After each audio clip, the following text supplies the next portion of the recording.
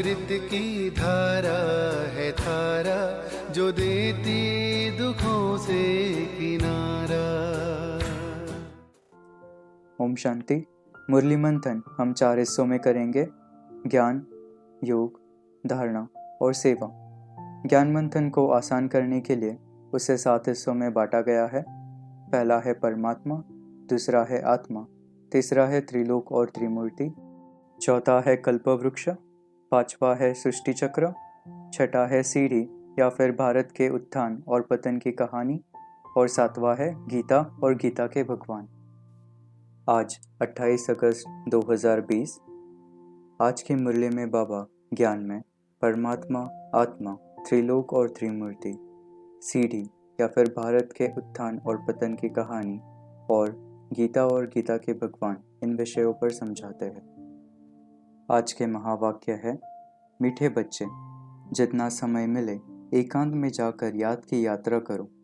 जब तुम मंजिल पर पहुंच जाएंगे तब यह यात्रा पूरी हो जाएगी। ज्ञान में पहले है परमात्मा। शिव बाबा सब आत्माओं के परम पिता है। वह परमात्मा है, अविनाशी है। परमपिता परमात्मा बिंदी है। वह हमको पढ़ाते हैं। ज्ञान सागर तो एक ही बाप को कहा जाता है। वह है स्पिरिचुअल नॉलेजफुल फादर। पतित पावन एक ही बाप है। तुमको विषय वैतरणी नदी से क्षीर सागर में ले चलते हैं, शिवालय में ले जाते हैं। बाप नई सृष्टि में नहीं आते। बाप स्वीटेस्ट है, इसलिए उनको सब याद करते हैं। दूसरा है आत्मा। इस शरीर का मालिक आत्मा है। आत्मा शरीर से काम लेती है, पार्ट बजाती है। सारी आत्माएं परमपिता परमात्मा की संतान है। आत्माएं अभी पढ़ रही है। आत्मा को ही नॉलेज मिलती है, जो फिर दूसरी आत्माओं को देती है। आत्मा ही सौदा देते हैं, व्यापार करते हैं। हम आत्माएं ही अभी यात्रा पर है। तीसरा है त्रिलोक और त्रिमूर्ति। कहते हैं ब्रह्मा द्वारा स्थापना, शंकर द्वारा विनाश, परंतु कुछ समझते नहीं। मुख्य चित्र है त्रिमूर्ति का। ऊंचते ऊंच है शिव बाबा। जानते हैं शिव बाबा अभी ब्रह्मा द्वारा हमको याद की यात्रा सिखला रहे हैं। चौथा है सीढ़ी या फिर भारत के उत्थान और पतन की कहानी। कलयुगी मनुष्यों के संग को खराब संग कहेंगे, क्योंकि रावण राज्य है। राम राज्य था जरूर, परंतु वह कैसे था, कैसे स्थापन हुआ, यह मीठी बातें बच्चे ही जानते हैं। शास्त्रों में प्रलय का वृत्तांत भी रॉन्ग है। प्रलय होती ही नहीं, सृष्टि का चक्र फिरता रहता है। अभी हमें बेहद का सुख मिलता है। सुख होता ही है धन से। धन तो वहाँ अपार है। सब कुछ सतोप्रधान है। हम सतोप्रधान थे, फिर बनना है। उसमें भी नंबरवार है। Sweet, sweater, sweetest. स्वीटेस्ट वह है जो बहुतों का कल्याण करते हैं। सतयुग में कोई भी शैतान बात होती नहीं। समझते हैं इतना ऊंच पद जो पाते हैं, जरूर यह पुरुषार्थ किया होगा। मनुष्यों को पता ही नहीं कि शांति कब थी। जो विश्व में शांति चाहते हैं उन्हें तुम सुनाओ कि भारत में ही शांति थी, स्वर्ग था, अब नर्क है। नर्क अथवा कलयुग में अशांति है, क्योंकि धर्म अनेक है, माया का राज्य है। भक्ति का भी पॉम्प है, उनसे कोई पावन नहीं बन सकते। पतित पावन एक ही बाप है। दुनिया एक ही है, सिर्फ नई और पुरानी कहा जाता है। नई दुनिया में नया भारत, नई दिल्ली होनी है, जिसमें फिर नया राज्य होगा। भक्ति को कहा जाता है अज्ञान। अभी रूहानी बाप रूहों से बात करते हैं, पढ़ाते हैं। यह है स्पिरिचुअल नॉलेज, रूहानी नॉलेज। अभी तुम बच्चे पावन बनने की प्रतिज्ञा करते हो, उसका ही यादगार राखी बंधन है। बाप कहते हैं 63 जन्म तो विषय वैतरणी नदी में गोते खाए। अब तुमको क्षीरसागर में ले चलते हैं, तुमको शिवालय में ले जाते हैं। वहाँ अथाह सुख है। अभी यह अंतिम जन्म पवित्र बनो। ईश्वर तुम्हारा बाप कहते हैं, मीठे बच्चे विकार में नहीं जाओ। सन्यासियों में कोई तीखे पक्के ब्रह्मज्ञानी होते हैं, बैठे बैठे शरीर छोड़ देते हैं। फॉलोअर्स फिर समझते हैं कि वह निर्वाण गए।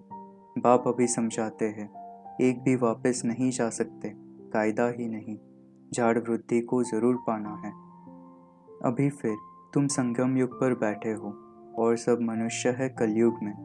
जो इस धर्म के होंगे वह आते जाएंगे, यहाँ बदली होकर और धर्मों में कन्वर्ट हो गए हैं, फिर निकल आएंगे। बहुत अच्छे अच्छे भी आएंगे जो दूसरे धर्म में कन्वर्ट हो गए हैं, तो फिर अपनी जगह वापस आ जाएंगे। जो कल पहले हुआ है वह अभी तुम देख रहे हो। तुम अभी मनुष्य से देवता उत्तम बनते हो। यह है पुरुषोत्तम ब्राह्मणों का कुल। सृष्टि अब बदल रही है, पुराने को नया अब भगवान बनाते हैं। बाबा कहते हैं तुम्हारा आखिर नाम निकलेगा। स्थापना हो रही है, फिर यह ब्रह्मा राज्य करेंगे। विनाश भी होगा, एक तरफ नई दुनिया, एक तरफ पुरानी दुनिया। पांचवा है गीता और गीता के भगवान। ऐसे बहुत कहते हैं भगवान जरूर है। महाभारत लड़ाई के समय भगवान थे। सिर्फ कौन से भगवान थे उसमें मूंझ गए हैं। कृष्ण हो न सके। कृष्ण उसी फीचर्स से फिर सतयुग में ही होंगे। हर जन्म के फीचर्स बदलते जाते हैं। युग। शिव बाबा कहते हैं मुझे याद करो तो तुम्हारे विकर्म विनाश होंगे। यह याद तब ठहरेगी जब अपने को आत्मा समझ बाप की याद में रहेंगे। पहले यह पूरी याद करनी चाहिए कि मैं आत्मा परमपिता परमात्मा की संतान हूँ। याद नहीं करते कोया यात्रा पर नहीं चलते। देह अभिमान आता है तो कुछ न कुछ विकर्म बन जाते हैं। योग अक्षर डिफिकल्ट है, याद अक्षर बहुत सहज है। याद में रहकर ही तुम पवित्र बनेंगे। जो जन्म जन्मांतर के पाप सिर पर है वह भस्म होंगे। धारणा। पहला, याद की यात्रा में ढीला नहीं पड़ना चाहिए। एकांत में बैठ अपने साथ विचार सागर मंथन कर पॉइंट्स निकालनी है। मीठे मीठे बाबा को याद करते रहना है। दूसरा, अभी राम राम आदि कुछ कहना व करना नहीं है। अभी बाप जो वर्ल्ड की हिस्ट्री ज्योग्राफी समझाते हैं यह रूहानी नॉलेज को पढ़ना है। तीसरा, देही अभिमानी बनने की प्रैक्टिस करनी है। कर्म करते, बच्चों आदि को संभालते, धंधाधोरी करते याद रहे हम आत्मा है। कोई भी उल्टा काम नहीं करना है। सबसे बड़ा पाप है विकार का। चौथा, बाप गारंटी तब करते हैं जब तुम यह गारंटी करते हो कि बाबा को याद करते रहेंगे। इतना याद करते रहो जो शरीर का भान न रहे। पांचवा, बाबा समझाते हैं तुम बच्चों को पुरुषार्थ करना है, लेकिन चिंता नहीं, क्योंकि तुम्हारी रिस्पॉन्सिबिलिटी बाप के ऊपर है। छठा, चाहते हो हम पावन बन सुखधाम में जाए तो श्रीमत पर चलो। बाबा को याद करो। याद नहीं करेंगे तो विकर्म विनाश नहीं होंगे। सेवा। मनुष्य को जिसकी बहुत चाहना है ऐसे विषयों पर पॉइंट्स निकालनी चाहिए, जैसे शांति। विश्व में शांति हो इसके लिए रड़ी मारते रहते हैं। तो अब यह सभी को कैसे समझाए इस पर विचार करो। बाबा कहते हैं इस समय बाप और बच्चे रूहानी सेवा पर है। बाप कल्याण करते हैं तो बच्चों को भी मदद करनी चाहिए। जो बहुतों को रास्ता बताते हैं वह बहुत ऊंच चढ़ सकते हैं। बाप बच्चों को कहते हैं बच्चे फिक्र मत करो, सेवा में मेहनत करो। नहीं बनते तो क्या करेंगे?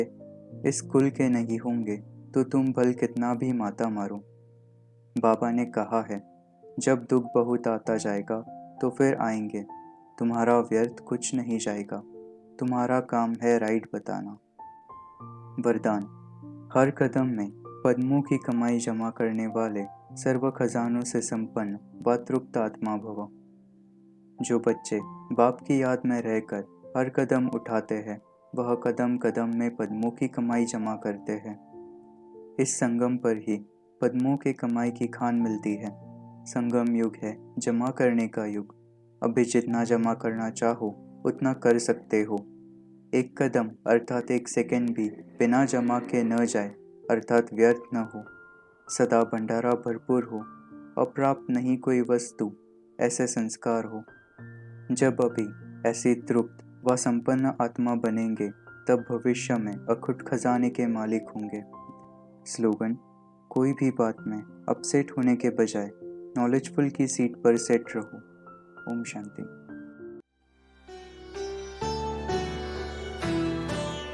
मुरली अमृत की धारा है धारा, जो देती दुखों से किनारा। मुरली अमृत की धारा है धारा, जो देती दुखों से किनारा।